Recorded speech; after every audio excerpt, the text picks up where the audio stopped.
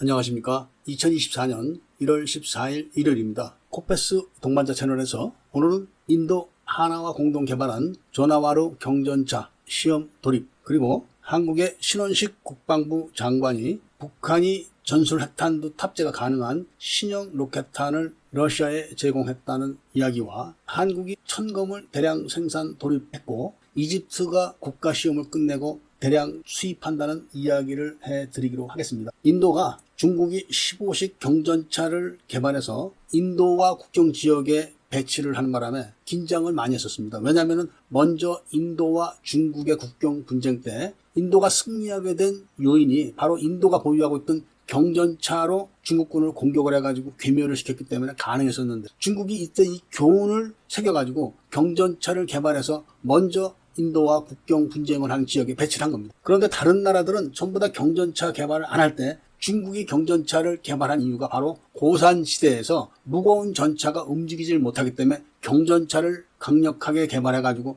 선 배치를 했던 겁니다. 그런데 인도는 이미 구식이 돼버린 경전차를 전부 다 폐기 처리를 했고, 그 당시 경전차의 교훈을 잘 알고 있기 때문에 경전차를 신속하게 도입하기 위해서 도입 사업을 추진을 했었는데, 이런 것들이 전부 다 중국 15식 경전차에 대항을 할 수가 없는 정도 수준이라 포기를 했던 겁니다. 그리고 한국의 K-21 차체에다가 포탑을 얹은 경전차를 하나가 제안을 했었을 때 중국에서 노골적으로 비웃었던 내용을 제가 영상으로 올려드린 적이 있었습니다. 왜냐하면 K-21 장갑차를 개발해서 중동의 전시회를 끝내고 다시 한국으로 보낼 때 요거를 홍콩을 거치게 만들었을 때 중국에서 그거를 압류를 했던 겁니다. 거의 2달 이상을 압류해서 그걸 싹 다 뜯어봤다는 이야기가 그때 많이 돌았었는데, 이 이야기를 중국이 인도에게 한 겁니다. 니네가 K-21 차체에다가 얹은 경전차를 도입해봐라. 우리는 아주 잘 알고 있다. 이런 식으로 이야기를 했었습니다. 그래서 인도는 경전차 도입을 포기하고 차체 개발을 하는 걸로 해가지고 하나의 도움을 받아가지고 인도 회사들이 자체 개발을 시작했는데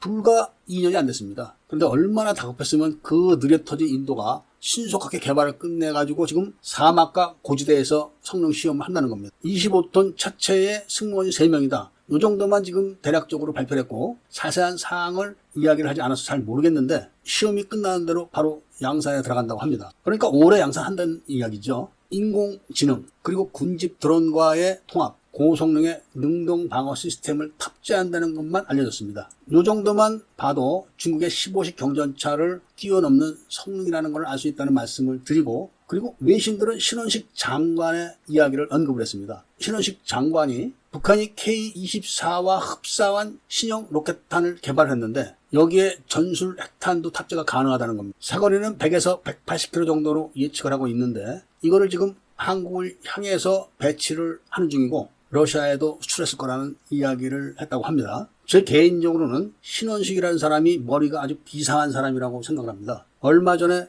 해병대 최상병 사건이 났을 때 이 사람만 딱 눈에 띄는 발언을 해가지고 그 발언이 윤석열 대통령 귀에 딱 들어가가지고 그야말로 국방부 장관으로 딱 발탁이 된 거예요. 이런 사람이 이런 발언을 한 거를 외신들이 인용을 한 걸 봤을 때는 후속적으로 발표될 내용이 있기 때문에 제가 그거를 유심히 찾아가지고 다시 한번 방송해 드릴 것을 약속드리겠습니다. 그리고 마지막 소식은 한국이 천검 공대지 미사일과 지대지 미사일 양산을 시작했다는 것입니다. 이번 대량 양산 소식은 미국과 연계돼서 하는 걸로 알려졌고 다른 나라의 유사한 이런 미사일에는 없는 인공지능 기능이 탑재되어 있는 유일한 미사일이라고 합니다. 그런데 제 개인적으로는 공대지나 지대지 미사일은 이미 이렇게 발표가 되고 있지만 하나가 먼저 발표했던 지대공 미사일에 대한 이야기가 전혀 없는 부분이 굉장히 궁금합니다. 잘 보도는 안 되고 있지만 K-21 차체에다가 천검 지대공 미사일을 장착해서 이미 외국 무관들에게 소개를 했고 폴란드에서도 무인 차량에다가